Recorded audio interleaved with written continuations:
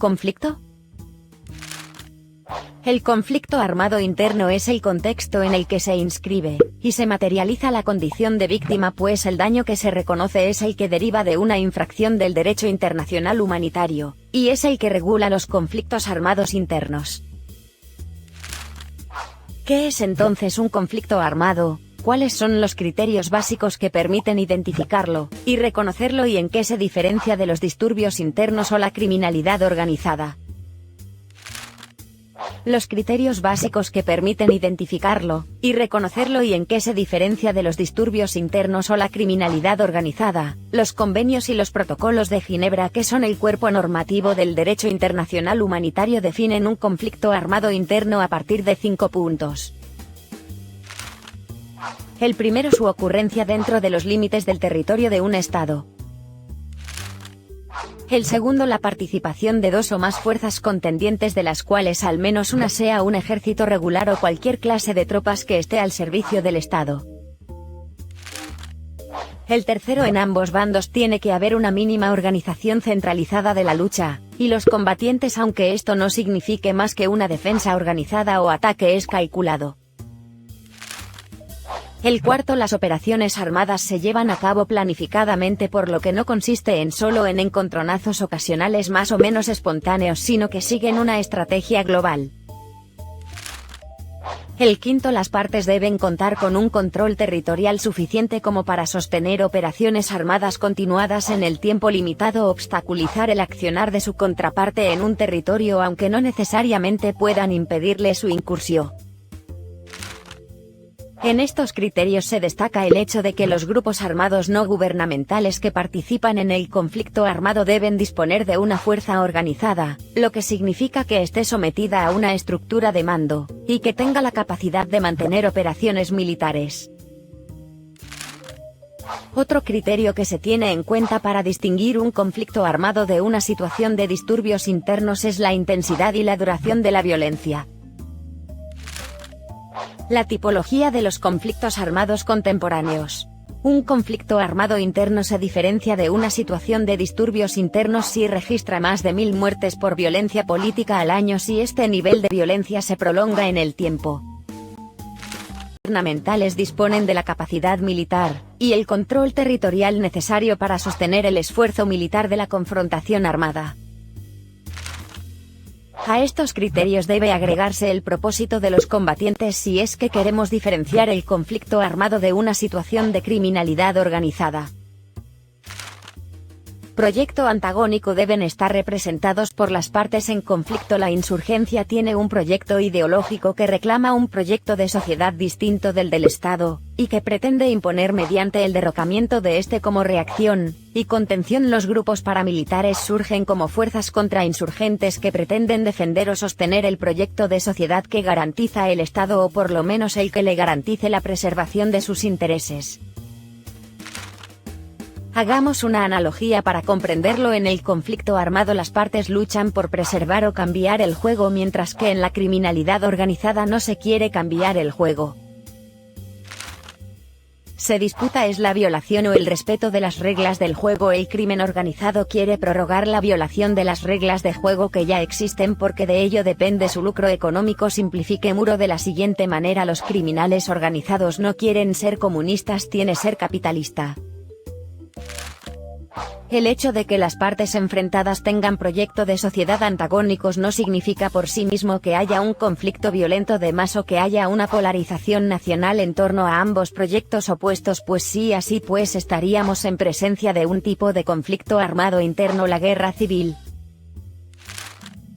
Puede haber un conflicto armado que no debe en guerra civil, como es el caso colombiano. Pueden existir grupos armados organizados con proyectos antagónicos sociedad, y estos no tener o carecer de una representación social precaria, pero eso no niega la existencia del conflicto armado. En cualquier caso, un conflicto armado nunca podría ser prolongado si no se hace con una parte de la sociedad. La protección de los derechos humanos en el marco de los conflictos armados.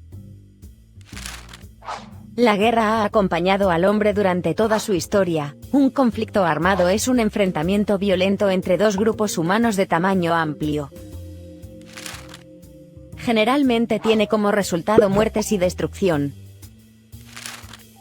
El derecho internacional humanitario establece dos tipos de conflictos armados. El primero es el conflicto armado internacional. Este se da cuando un Estado internacionalmente reconocido decida emplear la fuerza armada contra otro. El segundo es el conflicto armado no internacional. Este surge dentro del territorio de un mismo Estado. Veamos a continuación. Hablaremos sobre las convergencias y divergencias entre el derecho internacional humanitario y el derecho internacional de los derechos humanos. ¿Qué es el derecho internacional humanitario? El derecho internacional humanitario es un conjunto de normas que por razones humanitarias trata de limitar los efectos de los conflictos armados. Protege a las personas que no participan o que ya no participan en los combates, y limita los medios y métodos de hacer la guerra. El derecho internacional humanitario es parte del derecho internacional que regula las relaciones entre los estados. Origen. El origen del derecho internacional humanitario se remonta a las normas dictadas por las antiguas civilizaciones y religiones.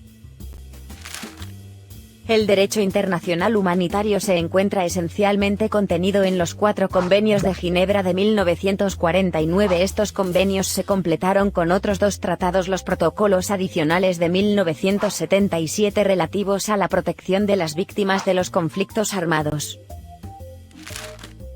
El derecho internacional humanitario se aplica en caso de conflicto armado. Derecho internacional de los derechos humanos. El movimiento internacional de los derechos humanos se fortaleció con la aprobación de la Declaración Universal de Derechos Humanos por parte de la Asamblea General de las Naciones Unidas el 10 de diciembre de 1948.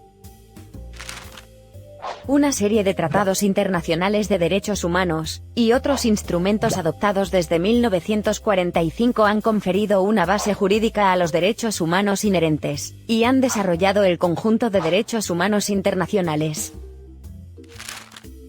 El derecho internacional de los derechos humanos establece las obligaciones que los estados deben respetar. Los estados deben abstenerse de interferir con el disfrute de los derechos humanos, la obligación de proteger los derechos humanos contra individuos y grupos a través de la ratificación de los tratados internacionales de derechos humanos. Los gobiernos se comprometen a adoptar medidas y leyes internas compatibles con las obligaciones y deberes dimanantes de los tratados. ¿Cómo podemos darnos cuenta? Ambos protegen los derechos humanos mientras que el derecho internacional humanitario los protegen durante y después de los conflictos armados. El derecho internacional de los derechos humanos los protege en todo momento. Los convenios de Ginebra y sus protocolos adicionales son tratados internacionales que contienen las principales normas destinadas a limitar la barbarie de la guerra. Protegen a las personas que no participan en las hostilidades, y a los que ya no pueden seguir participando en los combates. Son la piedra angular del derecho internacional humanitario. Regulan la forma en que se pueden librar los conflictos armados, y que intentan limitar los efectos de esto. Los convenios y sus protocolos establecen que se debe tomar medidas para prevenir o poner fin a cualquier infracción de dichos instrumentos. El primer convenio de Ginebra protege durante la guerra a los heridos y los enfermos de las Fuerzas Armadas en campaña. Consta de 64 artículos que establecen que se debe prestar protección a los heridos y los enfermos, pero también al personal médico y religioso, a las unidades médicas y al transporte médico.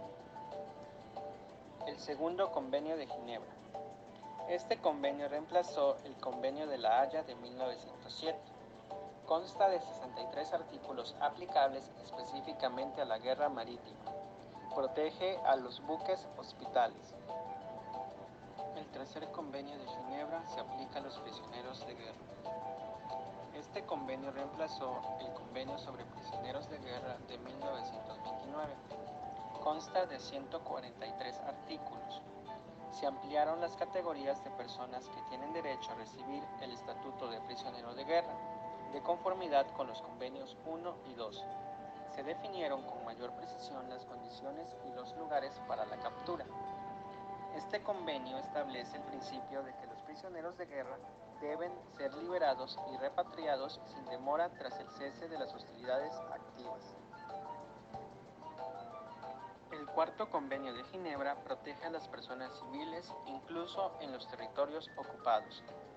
Los convenios de Ginebra que se adoptaron antes de 1949 se referían solo a los combatientes y no a las personas civiles. Este convenio adoptado en 1949 toma en consideración la experiencia de la Segunda Guerra Mundial. Consta de 159 artículos.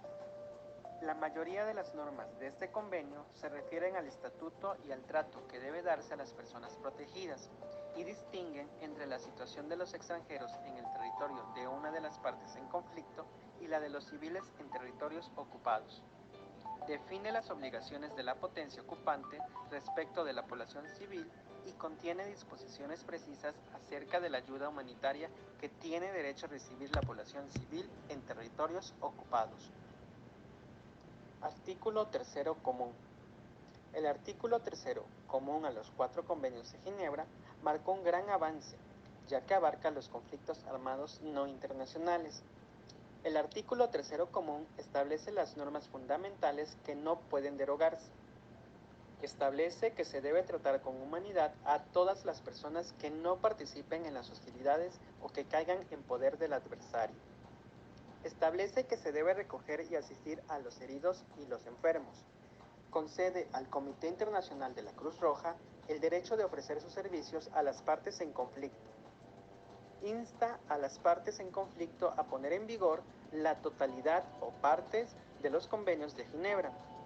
Reconoce que la aplicación de esas normas no afecta el estatuto jurídico de las partes en conflicto. La población civil, desplazados y refugiados. Refugiados. Los refugiados son personas que no pueden regresar a su país de origen debido a un temor fundado de persecución, conflicto, violencia u otras circunstancias que hayan perturbado seriamente el orden público y que, como resultado, requieren protección internacional. Las personas refugiadas son un grupo específicamente definido y protegido en el derecho internacional, porque la situación en su país de origen les imposibilita el regreso a sus hogares. Desplazados. Las personas desplazadas no han cruzado las fronteras de sus países para buscar la seguridad. A diferencia de los refugiados, su huida se da dentro de su propio país. Al menos 79.5 millones de personas en todo el mundo se han visto obligadas a huir de sus hogares. Entre ellas hay casi 26 millones de personas refugiadas, más de la mitad menores de 18 años.